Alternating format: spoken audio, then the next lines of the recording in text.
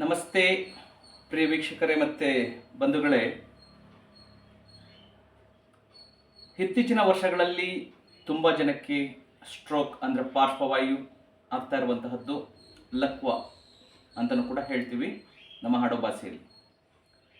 So ಲಕ್ವ ಅಂದ ತಕ್ಷಣ ಎಲ್ಲ ಜನ ಏನು ಅಂದ್ಕೊಂಡಿರ್ತಾರೆ ಅಂದರೆ ಲಕ್ವ ಅಂದರೆ ಒಂದೇ ಥರ ಲಕ್ವ ಇದೆ, ಪ್ಯಾರಾಲಿಸಿಸ್ ಲಕ್ವ ಪಾರ್ಶ್ವವಾಯು ಅಂತ ಅಂದ್ಕೊಂಡಿರ್ತೀವಿ. ಅದು ತಪ್ಪು. ಈ ಪಾರ್ಶ್ವವಾಯುವಿನಲ್ಲಿ ಈ ಲಕ್ವ ಹೊಡೆದ್ರಲ್ಲಿ so there are 4 type of paralysis ಇದೆ. ಅದರಲ್ಲಿ ನಂಬರ್ 1 ಮೋನೋಪೀಸಿಯಾ ಅಂತ ಹೊಂದಿದೆ, ಹೆಮಿಪ್ಲೇಸಿಯಾ ಅಂತ ಇದೆ, ಹಾಗೆ ಪ್ಯಾರಾಪ್ಲೀಸಿಯಾ ಅಂತ ಇದೆ, ಹಾಗೆ ಕ್ವಾಡ್ರಿಪ್ಲೀಸಿಯಾ ಅಂತ ಇದೆ. ಇವಾಗ ನಾನು ಪ್ರೆಸೆಂಟ್ ಒಂದು ಪೇಷಂಟನ್ನು ನೋಡ್ತಾ ಇದ್ದೀನಿ. ಸೊ ಅವ್ರಿಗೆ ಆಗಿರುವಂತಹದ್ದು ಎಲ್ಲ ಲಕ್ವ ಒಂದೇ ಅಲ್ಲ, ಅದಕ್ಕೆ ಬೇರೆ ಬೇರೆ ಥರದ್ದು ರೀತಿ ಇದೆ. ಇದು 4 ಥರ ಇದೆ. ಅದರಲ್ಲಿ ಹೆಮೋಪ್ಲೀಸಿಯಾ, ಮೋನೋಪ್ಲೀಸಿಯಾ, ಪ್ಯಾರಾಪ್ಲೀಸಿಯಾ ಮತ್ತು ಕ್ವಾಡ್ರಿಪ್ಲೀಸಿಯಾ ಅಂತ ಇದೆ. ಇದರಲ್ಲಿ ನಾನು ನೋಡ್ತಾ ಇರುವಂತಹ ಪೇಷಂಟ್ಗೆ ಇವಾಗ ಆಗಿರುವಂತಹ ಪ್ಯಾರಾಲಿಸಿಸ್ ಪಾರ್ಶ್ವವಾಯು ಇದೇನಪ್ಪ ಅಂದರೆ ಹೆಮಿಪ್ಲೀಸಿಯಾ ಅಂತ.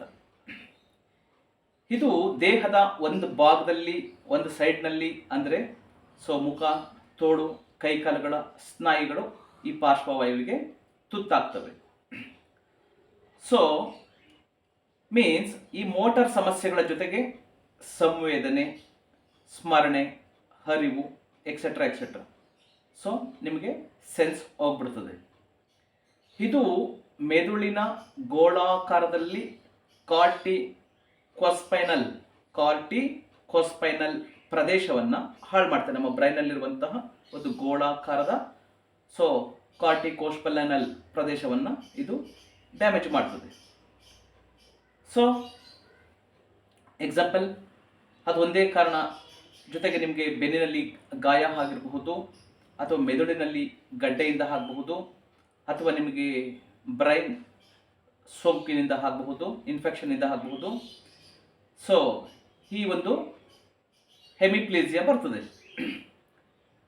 ಇದು ಸೊ ನಮ್ಮ ಮೋಟಾರ್ ಕಾರ್ಯವನ್ನು ಚೇತರಿಸಿಕೊಳ್ಳಲು ಹಲವು ಚಿಕಿತ್ಸೆಗಳು ಬೇಕಾಗ್ತದೆ. ಅಂದರೆ ಈ ಹೆಮಿಪ್ಲೇಸಿಯಾ ಬಂದಾಗ ಈ ಹೆಮಿಪ್ಲೇಸಿಯಾಕ್ಕೆ ಹಲವಾರು ಚಿಕಿತ್ಸೆಗಳು ಬೇಕಾಗ್ತದೆ.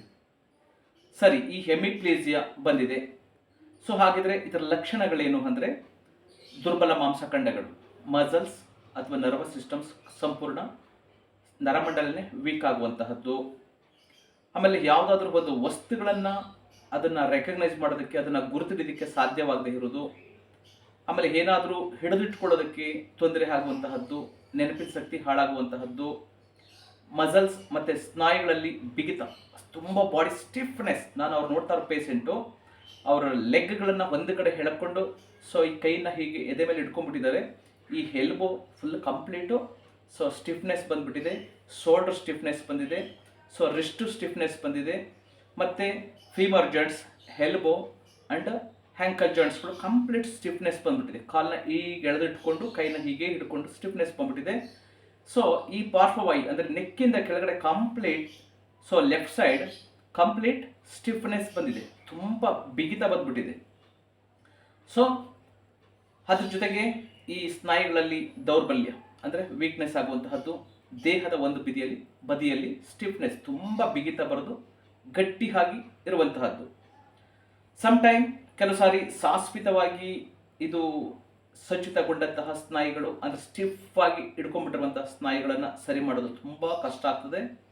ಸೊ ಐದನೇದು ಬಂದು ಕಳಪೆ ಸಮತೋಲನ ಅಂದರೆ ಸರಿಯಾಗಿ ಬ್ಯಾಲೆನ್ಸ್ ಮಾಡದೇ ಇರೋದಕ್ಕೆ ಆಗದೇ ಇರುವಂತಹದ್ದು, ಮತ್ತು ನಿಮಗೆ ನಡೆಯೋದಕ್ಕೂ ಕೂಡ ಆಗದೇ ಇರುವಂತಹ ಸಮಸ್ಯೆಗಳು ಇದರ ಲಕ್ಷಣಗಳು. ಸೊ ಹೇಳಿದ್ದೀನಿ ಲಕ್ಷಣಗಳು. ಸೊ ತುಂಬ ಲಾಸ್ ಆಗಿರುವಂತಹ ದುರ್ಬಲ ಮಾಂಸಖಂಡಗಳು ಮತ್ತು muscle systems, nervous systems. So ಯಾರನ್ನಾದರೂ ರೆಕಗ್ನೈಸ್ ಮಾಡೋದಕ್ಕೆ ತಪ್ಪಾಗಿ ರೆಕಗ್ನೈಸ್ ಮಾಡೋದು, ವಸ್ತುಗಳನ್ನು ಗ್ರಹಿಸೋದಕ್ಕೆ ಆಗೋದಿಲ್ಲ. ಸೊ ಮತ್ತೆ ನಿಮಗೆ ಏನಾದರೂ ಹಿಡ್ಕೊಳ್ಳೋದಕ್ಕೆ ಆಗೋದಿಲ್ಲ. ಸೊ ಹಾಗೆ ದೇಹದ ಒಂದು ಬದಿಯಲ್ಲಿ ಕಂಪ್ಲೀಟ್ ಸ್ಟಿಫ್ನೆಸ್, ಬಿಗಿತ ಬರೋದು, ಬಿಗಿತ, ಭಯಂಕರ ತಡ್ಕೊಳ್ಳೋಕ್ಕಾದಂತಹ ನೋವು, ಶಾಶ್ವತವಾಗಿ ಅದು ಸಂಚಿತಗೊಂಡಂತಹ ಸ್ನಾಯುಗಳು, ಅದ್ರ ಜೊತೆಗೆ ಕಳಪೆ ಸಮತೋಲನ ಬ್ಯಾಲೆನ್ಸ್ ಇಲ್ಲದೆ ಇರುವಂತಹದ್ದು, ನಡೆದಾಡೋದಕ್ಕೆ ಆಗದೆ ಇರುವಂತಹದ್ದು ಇದರ ಲಕ್ಷಣಗಳು. ಸೊ ಇನ್ನು ಇದಕ್ಕೆ ಚಿಕಿತ್ಸೆ ಏನು ಮಾಡಬೇಕು ಅಂದರೆ, ಇದಕ್ಕೆ ಮಸಾಜ್ ಥೆರಪಿ ಬೇಕಾಗ್ತದೆ, ಫಿಸಿಯೋಥೆರಪಿ ಬೇಕಾಗ್ತದೆ, ಫಿಟ್ನೆಸ್ ಮತ್ತು ಸೆರೆಬ್ರಲ್ ಆಕ್ಟಿವ್ ಮಾಡಬೇಕು. ಅಂದರೆ ನಮ್ಮ ಬ್ರೈನಲ್ಲಿರುವಂತಹ ಸೆಲೆಬ್ರಲ್ ಅನ್ನುವಂತಹ ಒಂದು ಗ್ಲ್ಯಾಂಡ್ ಏನಿದೆ, ಆ ಸೆಲೆಬ್ರಲ್ ಗ್ಲ್ಯಾಂಡನ್ನು ಆಕ್ಟಿವ್ ಮಾಡಬೇಕು. ಅದಕ್ಕೋಸ್ಕರ ಅವ್ರನ್ನ ಸ್ವಲ್ಪ ಮನೋರಂಜನೆ, ಅಂದರೆ ಸ್ವಲ್ಪ ಅವರಿಗೆ ಟಿ ವಿ ತೋರಿಸುವಂತಹದ್ದಾಗಲಿ, ರೇಡಿಯೋ ಹಾಕೊಡುವಂತಹದ್ದಾಗಲಿ, ಸೊ ಅಥವಾ ಅವ್ರಿಗೆ ಎಂಟರ್ಟೈನ್ಮೆಂಟ್ ಅಂತ ಹೇಳ್ತೀವಲ್ಲ, ಈ ಥರ ಎಂಟರ್ಟೈನ್ಮೆಂಟ್ ಕೊಡುವಂತಹದ್ದು, ಫ್ಯಾಮಿಲಿ ಜೊತೆ ಮಧ್ಯದಲ್ಲಿ ಕುಂಡಿಸ್ಕೊಂಡು ಮಾತಾಡಿಸುವಂತಹದ್ದು, ಅವ್ರನ್ನ ನಗಿಸುವಂತಹದ್ದು, ಸೊ ಬ್ರೈನ್ಗೆ ಚೆನ್ನಾಗಿ ನಗಿಸುವಂತಹದ್ದು, ಇದೆಲ್ಲ ಅವ್ರಿಗೆ ಈ ಎಂಟರ್ಟೈನ್ಮೆಂಟನ್ನು ಕೊಡಬೇಕಾಗ್ತದೆ. ಆವಾಗ ಆಕ್ಸಿಜನ್ ಸಪ್ಲೈ ಬ್ರೈನ್ಗೆ ಚೆನ್ನಾಗಿ ಆಗೋದಕ್ಕೆ. ಮತ್ತು ನಿಮಗೆ ಅನುಲೋಮ ವಿಲೋಮ ಪ್ರಾಣಾಯಾಮನ ಮಸ್ಟ್ ಅನ್ಸು ಡೈಲಿ ಒಂದು 5 ರಿಂದ 10 ಸಾರಿ ಅನುಲೋಮ ವಿಲೋಮ ಪ್ರಾಣಾಯಾಮ ಮಾಡಿಸ್ಬೇಕಾಗ್ತದೆ. ಮತ್ತು ಒಳ್ಳೆಯದು ಈ ದೈಹಿಕ ವ್ಯಾಯಾಮಗಳು ತುಂಬ ಬೇಕಾಗ್ತದೆ. ಒಳ್ಳೆಯ ಮಾತಾಡೋದಕ್ಕೆ, ಅವ್ರಿಗೆ ಮಾತಾಡಿಸೋದಕ್ಕೆ ಮೋಟಿವ್ ಮಾಡಬೇಕಾಗ್ತದೆ, ಮೂಮೆಂಟ್ ಮಾಡೋದಕ್ಕೆ ಮೋಟಿವ್ ಮಾಡಬೇಕಾಗ್ತದೆ. ಸೊ ಮಾನಸಿಕವಾಗಿ ಅವ್ರನ್ನ ನಾವು ಉತ್ತೇಜನಗೊಳಿಸಬೇಕಾಗ್ತದೆ. ಮಾನಸಿಕವಾಗಿ ಮತ್ತು ದೈಹಿಕವಾಗಿ ಅವ್ರನ್ನ ಉತ್ತೇಜನಗೊಳಿಸ್ಬೇಕು, ಅಂದರೆ ಅವ್ರನ್ನ ಮೋಟಿವ್ ಮಾಡಬೇಕು. ಸೊ ಕೈಗಳನ್ನು ನೇರ ಮಾಡಿ, ಸ್ವಲ್ಪ ಎತ್ತಿ, ಸ್ವಲ್ಪ ಹಿಂಗೆ ಮೂಮೆಂಟ್ ಮಾಡಿ, ಕಾಲನ್ನು ಸ್ಟ್ರೆಚ್ ಮಾಡಿ, ಸ್ವಲ್ಪ ಹಿಂದೆ ಹೇಳ್ಕೊಳ್ಳಿ, ನಿಮಗೆ ಆಗ್ತದೆ ಮಾಡಿ, ಎಲ್ಲಿ ಮಾತಾಡಿ ನೋಡೋಣ, ಇಲ್ಲಿ ಸ್ವಲ್ಪ ವಾಕ್ ಮಾಡಿ, ಸ್ವಲ್ಪ ನಿಂತ್ಕೊಳ್ಳಿ ಅಂತ ನೀವು ಸಪೋರ್ಟ್ ಕೊಟ್ಟು ಫ್ಯಾಮಿಲಿ ಮೆಂಬರ್ಸ್ ಮಾಡಬೇಕಾಗ್ತದೆ. ಇದಕ್ಕೆ ಕುಟುಂಬದವರ ನೆರವು ತುಂಬ ಅತ್ಯಗತ್ಯ. ಸೊ ನಾವೇನು ನಿಮಗೆ ಟ್ರೀಟ್ಮೆಂಟ್ ಕೊಡ್ತೀವಿ, ಔಷಧಿ ಕೊಡ್ಬೋದು, ಫಿಸಿಯೋಥೆರಪಿ ಮಾಡ್ಬೋದು. ಅದ್ರ ಜೊತೆಗೆ ನಾವು ಫಿಸಿಯೋಥೆರಪಿ ಮಾಡಿಬಂದು ಔಷಧಿ ಕೊಟ್ಟು ಬಂದ್ರೂ ಅದರಲ್ಲಿ ನೀವು ಆಹಾರದ ಕ್ರಮವನ್ನು ಸರಿಯಾಗಿ ಅದನ್ನು ಪಾಲಿಸದೇ ಇದ್ದರೆ, ನೀವು ಅವ್ರಿಗೆ ಮೋಟಿವ್ ಮಾಡಲಿಲ್ಲ ಅಂದರೆ, ಅವ್ರನ್ನ ಸ್ವಲ್ಪ ಕೇರ್ ಮಾಡಲಿಲ್ಲ ಅಂದರೆ, ಸೊ ನಾವು ಮಾಡಿದ್ದು, ನೀವು ಕೊಟ್ಟಿದ್ದು ಎಲ್ಲ, ನೀವು ಖರ್ಚು ಮಾಡಿರುವಂತಹ ದುಡ್ಡು, ನಾವು ಹಾಕಿರುವಂತಹ ಎಫರ್ಟ್ ಎಲ್ಲ ವೇಸ್ಟ್ ಆಗ್ತದೆ. ಅದಕ್ಕೆ ಈ ಕುಟುಂಬದವರ, ಅಂದರೆ ಫ್ಯಾಮಿಲಿ ಮೆಂಬರ್ಸ್, ಇವ್ರದ್ದು ನೆರವು, ಅಂದರೆ ಹೆಲ್ಪ್ ತುಂಬ ಇಂಪಾರ್ಟೆಂಟ್ ಆಗ್ತದೆ. ಸೊ ನೀವು ಅವ್ರನ್ನ ದಿನವೆಲ್ಲ ಮಲಗಿಸಬಾರ್ದು, ಕುಂಡ್ರಿಸಿರ್ಬೇಕು. ಸೊ ಒಂದು ಚೇರ್ ಮೇಲೆ ಅಥವಾ ಸೋಫಾ ಮೇಲೆ ಕುಂಡ್ರಿಸ್ಬೇಕು, ಕಾಲುಗಳನ್ನು ಮೂಮೆಂಟ್ ಮಾಡಿ, ಕೈಗಳನ್ನು ಮೂಮೆಂಟ್ ಮಾಡಿ.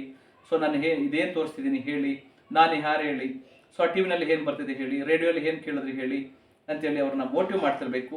ಸ್ವಲ್ಪ ಆ ಕಡೆ ಈ ಕಡೆ ಹಿಡ್ಕೊಂಡು ಒಂದು ವಾಕರ್ ಕೊಟ್ಟು ನಡೆಸುವಂತಹದನ್ನು ಮಾಡಬೇಕು. ಆಮೇಲೆ ನಾನು ಹೇಳಿದಾಗೆ ಅನುಲೋಮ ವಿಲೋಮ ಪ್ರಾಣಾಯಾಮನ ಡೈಲಿ ಒಂದು 20-30 ರೌಂಡ್ಸು 3 ಟೈಮ್ಸ್ ಮಾಡಿಸ್ಬೇಕು. ಇದು ತುಂಬ ಹೆಲ್ಪ್ ಆಗ್ತದೆ. ಆಮೇಲೆ ನಿಮ್ಗೆ ಅದನ್ನೇ ಹೇಳ್ದಲ್ಲ, ಪ್ರೇರಿತ ಮೋಟಿವ್ ಥೆರಪಿ ಅಂತ ಹೇಳ್ತಾರೆ ಇದನ್ನು. ಸೊ ಮೋಟಿವ್ ಮಾಡುವಂತಹ ಥೆರಪಿನ ಮಾಡಬೇಕಾಗ್ತದೆ. CIMT, ಎಮಿಪ್ಲೇಸಿಯಾ, ಸೆರೆಬ್ರಲ್ ಪಾಲ್ಟಿ ಹೊಂದಿರುವ ರೋಗಿಗಳಿಗೆ ಈ ಹ್ಯಾಂಡ್ ಗ್ರಿಪ್ ಫೋರ್ಸ್ ಅಂತ ಹೇಳ್ತೀವಿ, ಕೈನ ಹಿಡ್ಕೊಂಡು ಸೊ ಅದನ್ನು ಬೆರಳುಗಳನ್ನು ಸ್ಟ್ರೆಚ್ ಮಾಡುವಂತಹದ್ದು. ಸೊ ಹೀಗೆ ಫ್ರಂಟ್ ಟು ಬ್ಯಾಕು, ಸೊ ಈ ರಿಸ್ಟ್ ಜಾಯಿಂಟನ್ನು ಮೂವ್ಮೆಂಟ್ ಮಾಡುವಂತಹದ್ದು, ಫಿಂಗರ್ಸ್ ಎಲ್ಲ ಆಯಿಲ್ ಹಾಕಿ ಸ್ವಲ್ಪ ಸ್ಟ್ರೆಚ್ ಮಾಡುವಂತಹದ್ದು, ನೊಡಿಗೆ ಹಿಂದೆ ಮುಂದೆ ಮಾಡುವಂತಹದ್ದು. ಮತ್ತು ಕೈಗಳನ್ನು ಹೀಗೆ ಹಿಡ್ಕೊಂಡು ನೆಕ್ಸ್ಟ್ ಸ್ಟೆಪ್ಸು ಹೀಗೆ ಬೆಂಡ್ ಮಾಡುವಂತಹದ್ದು. ಉಲ್ಟಾ ಎಲ್ಲ ಮಾಡಬಾರ್ದು, ಎಳಿಬಾರ್ದು. ಸೊ ಮಸಲ್ಸ್ ವೀಕ್ ಇರೋದ್ರಿಂದ ನಿಮಗೆ ಡ್ಯಾಮೇಜ್ ಆಗ್ತದೆ, ಬೋನ್ಗಳು ಡ್ಯಾಮೇಜ್ ಆಗ್ತದೆ. ಹೀಗೆ ಬೆಂಡ್ ಮಾಡಿಸುವಂತಹದ್ದು, ಸ್ವಲ್ಪ ನಿಧಾನವಾಗಿ ಎಷ್ಟಾಗುತ್ತೋ ಅಷ್ಟನ್ನು. ಸೊ ಆಮೇಲೆ ಈ ಕೈ ಮೂಮೆಂಟ್ಸನ್ನು ಹೀಗೆ ಮೇಲೆ ಕೆಳಗಡೆ ಮಾಡಿಸುವಂತಹದ್ದು. ಸೊ ಆಮೇಲೆ ಹೀಗೆ ರೈಟಲ್ಲಿ ಹೀಗೆ ಲೆಫ್ಟ್ ಹೀಗೆ ಮಾಡಿಸುವಂತಹದ್ದು ಕೈಗಳನ್ನು. ಸೊ ಇದು ಶೋಲ್ಡರ್ದು, ಲೆಗ್ದು ಅಷ್ಟೇ ಫುಲ್ಲು ನೇರ ಮಾಡಿಸುವಂತಹದ್ದು, ಬೆಂಡ್ ಮಾಡಿಸೋದು, ನೇರ ಮಾಡಿಸೋದು, ಬೆಂಡ್ ಮಾಡಿಸೋದು. ಈ ಥರದೆಲ್ಲ ನೀವು ಮೋಟಿವ್ ಥೆರಪಿನ ಮಾಡಿಸ್ಬೇಕಾಗ್ತದೆ. ನಾವು ಬಂದು ನಿಮಗೆ 1 hour 2 hours ಮಾಡಿದ್ರು ಅದ್ರ ಜೊತೆಗೆ ನಮ್ಮ ಹತ್ರ ಹೇಳಿಸ್ಕೊಂಡು ನೋಡಿಕೊಂಡು ನಾವು ಮಾಡುವಾಗ ಅದನ್ನು ನೀವು ಪ್ರತಿ ದಿವಸ ರೆಗ್ಯುಲರಾಗಿ ಒಂದು 3-4 ಟೈಮ್ಸ್ ರೆಗ್ಯುಲರಾಗಿ ಮಾಡಿಸ್ಬೇಕಾಗ್ತದೆ. ಆ ಸ್ಟ್ರೆಚಿಂಗ್ ಎಕ್ಸಸೈಸಸ್ಗಳನ್ನು ಮಾಡಿಸ್ಬೇಕಾಗ್ತದೆ. ಸ್ನಾಯುಗಳಲ್ಲಿ ನಾವು ಏನು ಮಸಲ್ಸಲ್ಲಿ ತುಂಬ ಅದು ಸ್ಟಿಫ್ನೆಸ್ ಇರೋದ್ರಿಂದ ಅದು ಹ್ಯಾಂಡ್ ಗ್ರಿಪ್ ಫೋರ್ಸನ್ನು ಕೊಟ್ಟು ಆ ಮಸಲ್ಸ್ಗಳನ್ನು ಸ್ವಲ್ಪ ಹಿಗ್ಗಿಸುವಂತಹದ್ದು, ಸ್ಟ್ರೆಚ್ ಮಾಡುವಂತಹದ್ದನ್ನು ಮಾಡ್ತಾ ಇರಬೇಕು. ಅದನ್ನು ಮತ್ತೆ ಪಂಚಕರ್ಮ ಚಿಕಿತ್ಸೆ ಬೇಕಾಗ್ತದೆ. ಮತ್ತು ಅಭ್ಯಂಗ ಸ್ನಾನ, ಅದಕ್ಕೆ ಕೆಲವೊಂದು ಆಯಿಲ್ಗಳು ಬರ್ತದೆ, ಅದರಿಂದ ಅಭ್ಯಂಜನ ಸ್ನಾನ ಇಡೀ ದೇಹಕ್ಕೆ ಚೆನ್ನಾಗಿ ಮಸಾಜ್ ಮಾಡಿ ಸ್ನಾನ ಮಾಡಿಸ್ಬೇಕಾಗ್ತದೆ, ಬಿಸಿ ಬಿಸಿ ನೀರು ಸ್ನಾನ ಮಾಡಿಸ್ಬೇಕಾಗ್ತದೆ. So as the brain gets affected the symptoms, memory loss, changes in the behaviours and the attitudes, ಈ ಕಾಯಿಲೆಯಲ್ಲಿ ಅದು ಈ ಹೆಮಿಪ್ಲೇಸಿಯಾದಲ್ಲಿ. ಸೊ ಹಾಗಾಗಿ ಇದೆಲ್ಲವನ್ನು ಮಾಡ್ಕೋಬೇಕಾಗ್ತದೆ. ಇನ್ನು ಆಹಾರದ ಕ್ರಮಕ್ಕೆ ಹೋದರೆ, ಸೊ ಸರಿಯಾದ ಸಮಯಕ್ಕೆ ಕರೆಕ್ಟಾಗಿ ಈ ಔಷಧಿಗಳನ್ನು ನಾವೇನು ಕೊಟ್ಟಿರ್ತೀವೋ ಅದನ್ನು ನೀವು ಕೊಡಲೇಬೇಕು. ಯಾವುದೋ ಟೈಮ್ ಅದನ್ನು ಯಾವುದೋ ಟೈಮಿಗೆ ಕೊಡೋದು, ಅಥವಾ ಸ್ಕಿಪ್ ಮಾಡೋದು, ಅಥವಾ ಇನ್ಯಾವುದೋ ಟೈಮ್ಗೆ ಇನ್ನೇನೋ ಕೊಡೋದು, ಆ ಥರ ಮಾಡಿದ್ರೆ ರೋಗಿ ಹುಷಾರಾಗೋದಿಲ್ಲ. ಸೊ ಅದ್ರ ಜೊತೆಗೆ ನೀವು ಔಷಧಿನ ಸರಿಯಾದ ಟೈಮ್ಗೆ ಏನು ಹೇಳಿರ್ತೀವೋ ಅದನ್ನು ಚೆನ್ನಾಗಿ ಕೊಡಬೇಕು. ಸೊ ಅದರಲ್ಲಿ ಜ್ಯೂಸ್ಗಳು ಮತ್ತು ನೀರಿನ ಯಥೇಚ್ಛವಾಗಿ ಕೊಡಬೇಕು. ಸೊ ಹೆಸರು ಕಾಳನ್ನು ಹುರಿದು ಅದರಲ್ಲಿ ನೀವು ಪಲ್ಯನಾರೋ ಮಾಡ್ತಿರೋ, ಸೊಪ್ಪಿನ ಜೊತೆ ಸೇರ್ತಿರೋ, ಮತ್ತು ಅಥವಾ ಅದನ್ನು ಕಿಚಡಿ ಮಾಡ್ತಿರೋ ಹೇಗೆ ಮಾಡ್ತಿರೋ ಹೆಸರುಗಳನ್ನು ಹುರಿದು ಕೊಡಬೇಕು. ಹುರುಳಿಕಾಳಿನ ಪಲ್ಯ, ಹುರುಳಿಕಾಳಿನ ಕಟ್ಟು, ಹುರುಳಿಕಾಳಿನ ಸಾಂಬಾರು, ಇದನ್ನಷ್ಟೇ ಹುರುಳಿಕಾಳನ್ನು ಹುರ್ಕೊಂಡು ಕೂಡ ಮಾಡಬೇಕಾಗ್ತದೆ. ಜೊತೆಗೆ ಮೂಲಂಗಿ, ಶುಂಠಿ, ಬೆಳ್ಳುಳ್ಳಿನ ಯಥೇಚ್ಛವಾಗಿ ಅವರ ಆಹಾರದಲ್ಲಿ ಹಸಿದನ್ನು ಕೊಟ್ಟರೆ ತುಂಬ ಒಳ್ಳೆಯದು. ಶುಂಠಿ ಮತ್ತು ಬೆಳ್ಳುಳ್ಳಿನ ಸೊ ಹಸಿದನ್ನು ಅದನ್ನು ಅಗದಿ ತಿನ್ನುವಂಥವ್ರಿದ್ರೆ ಅಗದಿ ತಿನ್ನಿಸ್ಬೇಕು, ಅಥವಾ ಪೇಸ್ಟ್ ರೂಪದಲ್ಲಿ ಅದನ್ನು ಬಿಸಿನೀರಿಗೆ ಕಲಕಿ ಸೊ ಪೇಸ್ಟು ಶುಂಠಿ ಮತ್ತು ಬೆಳ್ಳುಳ್ಳಿ ಪೇಸ್ಟ್ ಮಾಡಿಕೊಂಡು ಅದನ್ನು ಬಿಸಿನೀರಿಗೆ ಹಾಕಿ ಮಿಕ್ಸ್ ಮಾಡಿ ಒಂದು 3-4 ಟೈಮ್ ಡೈಲಿ ಕೊಡಬೇಕಾಗ್ತದೆ. ಸೊ ಮೂಲಂಗಿನ ಕೊಡಬಹುದು. ಆಮೇಲೆ ಜಾಸ್ತಿ ಫೈಬರ್ ಇರುವಂತಹದ್ದು ಸಾಮೆ, ಗೋಧಿ, ಸೊ ನವಣೆ, ಹಾರ್ಕ, ಕೂದಲು, ಕೊರ್ಲೆ. ಗೋಧಿ ಆದಷ್ಟು ಸ್ಟಾಪ್ ಮಾಡೋದು ಪರವಾಗಿಲ್ಲ. ಸಾಮೆ, ಕೂದಲು, ಹಾರ್ಕ, ಸೊ ಈ ಥರದನ್ನು ಜಾಸ್ತಿ ಕೊಡಿ. ಫೈಬರ್ ಇರುವಂತಹದ್ದು ಜಾಸ್ತಿ ಯಥೇಚ್ಛವಾಗಿ ನೀರು ಕುಡಿಸಿ. ನಿಮಗೆ ಯೂರಿನ್ ಮಾಡಿದ್ರೆ ಯೆಲ್ಲೋ ಕಲರ್ ಬರಬಾರ್ದು, ಮೋಷನ್ ಚೆನ್ನಾಗಬೇಕು. ಅದಕ್ಕೋಸ್ಕರ ಹಸಿರು ತರಕಾರಿ ಸೊಪ್ಪುಗಳನ್ನು ಕೊಡಿ. ತರಕಾರಿಗಳಲ್ಲಿ ಯಾವುದು ಕೋಲ್ಡ್ ಆಗ್ತದೆ ಆ ಥರದನ್ನು ಕೊಡಬಾರ್ದು. ಸೊ ಅದರ ಜೊತೆಗೆ ನಿಮಗೆ ಈ ಒಂದು ಆಹಾರವನ್ನು ಕಷಾಯವನ್ನು ಮಾಡ್ಕೋಬಹುದು. ಒಂದಿಡಿ ಹುರುಳಿಕಾಳನ್ನು ಚೆನ್ನಾಗಿ ಬೇಯಿಸಿ ಕಟ್ಟು ಮಾಡಿಕೊಂಡು ಸೊ ಆ ಕಟ್ಟನ್ನು ಬಸ್ಕೊಂಡು ಅಥವಾ ಹುರುಳಿಕಾಳಿನ ಜೊತೆಗೇ ಅದಕ್ಕೆ ಒಂದು 5 ಮೆಣಸಿನಕಾಳು ಮತ್ತು ಈ ಹುರುಳಿಕಟ್ಟಿಗೆ 5 ಮೆಣಸುಕಾಳು, 2 ಬೆಳ್ಳುಳ್ಳಿ ಹಾಕಿ ಚೆನ್ನಾಗಿ ಕುದಿಸಿ ಆ ಕಟ್ಟನ್ನು ಡೈಲಿ 3-4 ಟೈಮ್ಸು ಕೊಡಬೇಕು. ಹಾಗೆ ನೀವು ಮಾಮೂಲಿ ಆರ್ಡಿನರಿ ಅಕ್ಕಿನ ಕೊಡಬಾರ್ದು. ಸೊ ಫೈಬರ್ ಇಲ್ಲದೆ ಇರುವಂತಹ ಆ ಅಕ್ಕಿನ ಕೊಡಬಾರ್ದು. ಕುಸುಬ್ಲಕ್ಕಿನ ಕೊಡಬೇಕು. ಕುಸುಬ್ಲಕ್ಕಿ ಅನ್ನ ಕೊಡಿ. ಹಾಗೆ ಮೆಣಸಿನ ಸಾರು ಕೊಡಿ. ಹುರುಳಿಕಟ್ಟನ್ನು ಕೊಡಬೇಕು. ನುಗ್ಗೆಕಾಯಿ, ನುಗ್ಗೆ ಸೊಪ್ಪು, ರವೆ ಉಪ್ಪಿಟ್ಟು, ಚಪಾತಿ, ಅಪರೂಪಕ್ಕೆ ಒಂದು ಸಾರಿ. ಕಡಲೆಕಾಯಿ ಎಣ್ಣೆ ಜಾಸ್ತಿ ಬಳಸಬಾರ್ದು, ಮೀಡಿಯಮ್ ಕಡಲೆಕಾಯಿ ಎಣ್ಣೆ ಬಳಸ್ಬೋದು. ಅದಕ್ಕಿಂತ ನಿಮಗೆ ಸೊ ಹುಚ್ಚೆಳ್ಳು ಎಣ್ಣೆ ಅಂತ ಬರ್ತದೆ, ಹುಚ್ಚೆಳ್ಳು ಎಣ್ಣೆನ ನೀವು ಯಥೇಚ್ಛವಾಗಿ ಕೊಡಬಹುದು. ಸೊ ತುಂಬ ಬಾಡಿ ಹೀಟ್ ಆಗದಾಗೆ ಅವಾಗ ಪದೇ ಪದೇ ನೀವು ಸ್ವಲ್ಪ ನೀರನ್ನ ಚೆನ್ನಾಗಿ ಕುಡಿಸ್ತಾ ಇರಬೇಕು. ಕಡಲೆ ಬೀಜದ ಚಟ್ನಿ ಕೊಡ್ಬೋದು. ಸಬ್ಬಕ್ಕಿ ಚೆನ್ನಾಗಿ ಕೊಡ್ಬೋದು. ಸಬ್ಬಕ್ಕಿನ ಒಂದು 3 ಟೈಮು ಕೊಡಬಹುದು. ಹಾಗೆ ನಿಮಗೆ ತೊಗರಿಬೇಳೆ, ಹೂಕೋಸು, ಪಡವಲಕಾಯಿ, ಮಾವಿನಕಾಯಿ ಅಥವಾ ಮಾವಿನ ಹಣ್ಣನ್ನು ಕೊಡ್ಬೋದು. ಕ್ಯಾರೆಟು, ಬೀಟ್ರೂಟು, ಅದಕ್ಕೆ ಸ್ವಲ್ಪ ಶುಂಠಿ ಸೇರಿಸಿ ಅದನ್ನು ಜ್ಯೂಸ್ ಮಾಡಿ ದಿನದಲ್ಲಿ ಒಂದು 2-3 ಬಾರಿ ಕೊಡಬೇಕು. ಸೊ ಹುರುಳಿಕಾಳನ್ನು ಕೊಡ್ಬೋದು. ಮೇಕೆ ಮಾಂಸನ ಕೊಡ್ಬೋದು. ಮೊಟ್ಟೆ ಕೊಡ್ಬೋದು. ಪರಂಗಿ ಹಣ್ಣು ಕೊಡ್ಬೋದು. ಒಣ ಖರ್ಜೂರನ ಅವಾಗ ಸ್ವಲ್ಪ ಸ್ಟ್ರೆಂತ್ ಬರೋದಕ್ಕೆ ಒಣ ಖರ್ಜೂರ ಕೊಡಿ. ಸೊ ಇದಿಷ್ಟು ಆಹಾರ ಪದಾರ್ಥಗಳು. ಅದರಲ್ಲಿ ಆಹಾರ ಪದಾರ್ಥಗಳಲ್ಲಿ ತರಕಾರಿ ಆಗ್ಬೋದು, ಸೊಪ್ಪಾಗ್ಬೋದು, ಶೀತ ಪದಾರ್ಥಗಳನ್ನು ಕೊಡಬಾರ್ದು. ಅದನ್ನು ನೋಡ್ಕೊಂಡು ಕೊಟ್ಕೊಳ್ಳಿ. ಇನ್ನು ಮಜ್ಜಿಗೆ ಕೊಡಬಾರ್ದು, ಮೊಸರು ಕೊಡಬಾರ್ದು, ತೆಂಗಿನಕಾಯಿ ಕೊಡಬಾರ್ದು, ಟೊಮೊಟೊ ಕೊಡಬಾರ್ದು, ಮೀನು ಕೊಡಬಾರ್ದು, ಉದ್ದಿನಬೇಳೆ ಕೊಡಬಾರ್ದು. ಶೀತ ಪದಾರ್ಥಗಳು ವರ್ಜ್ಯ. ಕರಿದ ಪದಾರ್ಥಗಳು ಸೊ ಅಂದರೆ ಬಜ್ಜಿ, ಬೋಂಡ, ಪಕೋಡ, ಪೂರಿ, ಈ ಥರದ ಎಣ್ಣೆಯಲ್ಲಿ ಕರಿದ ಪದಾರ್ಥಗಳನ್ನು ಕೊಡಬಾರ್ದು. ಸೊ ಬೇಕರಿ ಪ್ರಾಡಕ್ಟ್ಗಳನ್ನು ಯಾವುದನ್ನು ಕೊಡಬಾರ್ದು. ಜಂಕ್ ಫುಡ್ಡನ್ನು ಯಾವುದನ್ನು ಕೊಡಬಾರ್ದು. ಸೊ ನೀರನ್ನು ಯಥೇಚ್ಛವಾಗಿ ಕೊಡ್ತಾ ಸೊ ಅವ್ರಿಗೆ ಮೋಟಿವ್ ಮಾಡ್ತಾ ಸಮಯಕ್ಕೆ ಸರಿಯಾಗಿ ನಾವು ಕೊಟ್ಟಂತಹ ಔಷಧಿಗಳನ್ನು ಸರಿಯಾಗಿ ಕೊಟ್ಕೊಂಡು ಸೊ ಅವ್ರಿಗೆ ಮಸಾಜ್ ಥೆರಪಿ, ಫಿಸಿಯೋಥೆರಪಿ, ಅಭ್ಯಂಜನ ಸ್ನಾನ ಇದೆಲ್ಲವನ್ನು ಕೊಟ್ಕೊಂಡು ಬಂದರೆ ನೀವು ಖಂಡಿತ ಅವ್ರನ್ನ ಗುಣಪಡಿಸ್ಬೋದು. ತುಂಬ ಓಲ್ಡ್ ಏಜರ್ಸ್ ಆಗಿದ್ದರೆ ಅವ್ರಿಗೆ ಮಸಲ್ಸನ್ನು, ಆ ಸ್ಟ್ರೆಂತನ್ನು ತಡ್ಕೊಳ್ಳುವಂತಹ ಶಕ್ತಿ ಇರೋದಿಲ್ಲ. ಸೊ ಹಾಗಾಗಿ ಅವ್ರಿಗೆ ಎನರ್ಜಿ ಲಾಸ್ ಆಗ್ತಾ ಇರ್ತದೆ.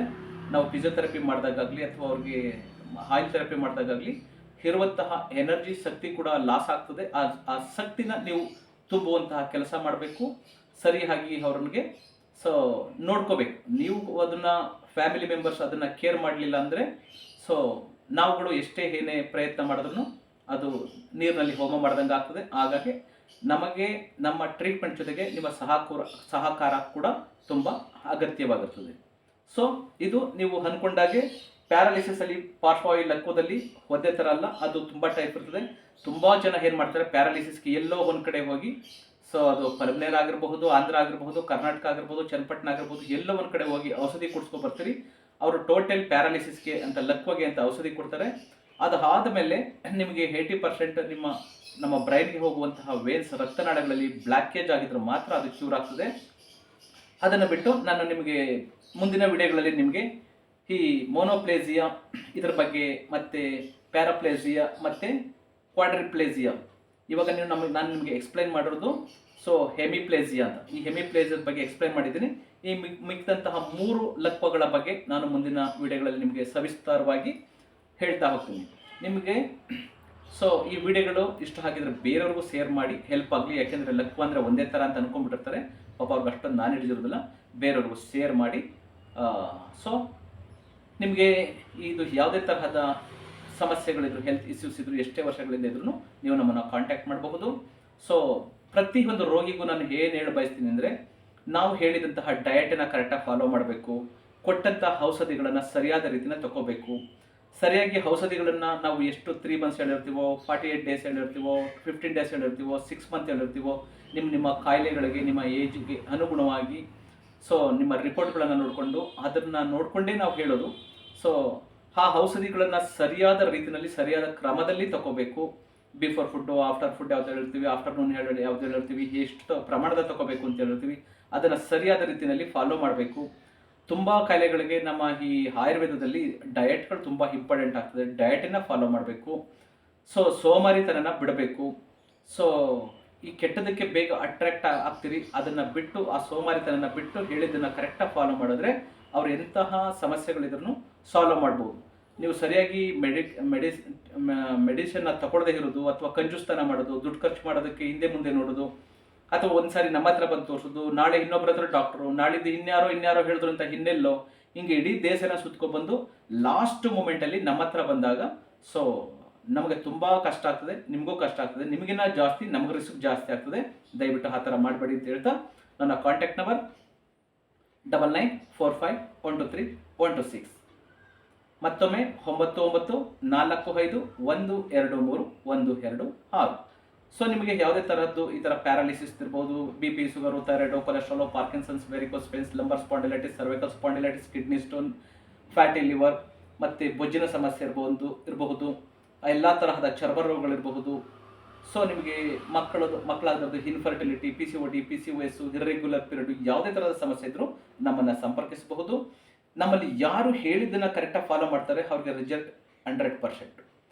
ಸರಿಯಾಗಿ ಅದನ್ನು ಅರ್ಥ ಮಾಡ್ಕೊಳ್ಳೋದೇ ಫಾಲೋ ಮಾಡದೇ ಇರೋರಿಗೆ, ಸೋಮಾರಿಗಳಿಗೆ, ಲೇಜಿಗಳಿಗೆ, ದುಡ್ಡು ಖರ್ಚು ಮಾಡೋಕ್ಕೆ ರೆಡಿ ಇಲ್ಲದೆ ಇರೋರಿಗೆ, ಹೇಳಿದ್ದನ್ನು ಚಾಚು ತಪ್ಪದೆ ಪಾಲನೆ ಮಾಡದೇ ಇರೋರಿಗೆ ನಾನು ಏನು ಮಾಡೋದಕ್ಕಾಗೋದಿಲ್ಲ, ದೇವರು ಕೂಡ ಏನು ಮಾಡೋದಕ್ಕಾಗೋದಿಲ್ಲ.